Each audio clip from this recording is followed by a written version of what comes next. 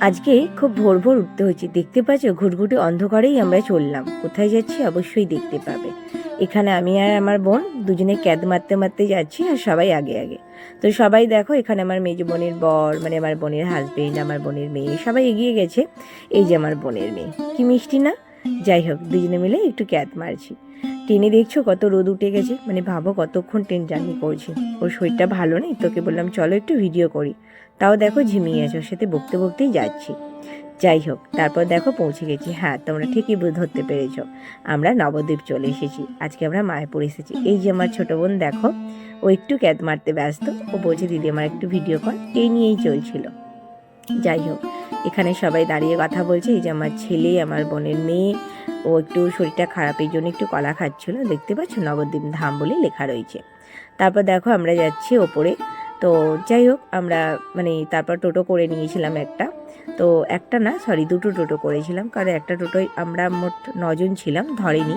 তো যাই হোক, আমরা মানে মায়াপুরেরই একটা রেস্টুরেন্ট বা হোটেল যা বলবে, ওখানে খেতে বসে গেছিলাম নিরামিষ কচুরি, আর তার সাথে ছিল ছোলার ডাল। তো যাই হোক, খাওয়াটা কমপ্লিট করছি। আর আমি এখন ভয়েস ওভার করছি সকালবেলা ঘুম থেকে উঠে, যার জন্য আমার গলাটা একটু জড়িয়ে আছে। তোমরা ভেবো না আমার শরীরটা খারাপ হয়েছে, এরকম কিছু না।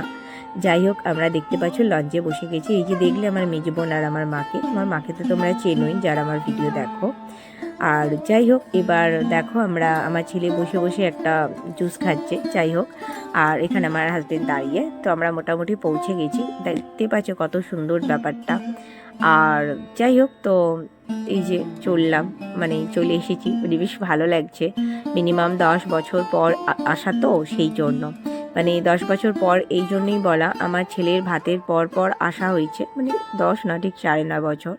আর আমার ছেলের বয়স এখন 10, তো ঠিক এখন আসা হলো, মানে এতদিন পর, মানে বুঝতেই পারছো একটা অন্যরকমই ব্যাপার লাগে, তাই না? মানে নতুন কোথাও যাওয়া, মানে 10 বছর পর সেই জায়গায় আবার ঘুরতে যাওয়া। এখানে সবাই মজা করছে, আর কত ভিড় হয়েছে জানো, মানে তোমরা ভাবতে পারবে না কী হারে ভিড়। এই যে আমার বাবা বলছে কেন করছিস। তো যাই হোক, দেখো এখানে খেতে বসে গেছি, অনেকটা বেলা হয়ে গেছিলো, কারণ আমাদের আবার ট্রেন টাইমে না ধরলে আমরা বাড়ি ফিরতে পারবো না, সবাই পরের দিন কাজের ব্যাপার থাকে। তো যাই হোক, আমার ছেলে, আমরা সবাই বসে গেছি, তো খাওয়া দাওয়া হয়ে গেছে। আবার আমরা জুতো যেখানে খুলেছি সেই দিকেই যেতে হচ্ছে। যাই হোক, দেখতে পাচ্ছ ভিড়াক্কার। তো ভালো লাগলো, এই যে গোপী ড্রেস কিনে দেওয়া হয়েছে ওকে, তো পরে বেশ মজা করছে। আমরা হাত ধরে 2 সখীতে হাঁটছি। এইভাবে তো কাটলো, তোমাদের কার কীভাবে কাটলো প্লিজ পাশে থাকতে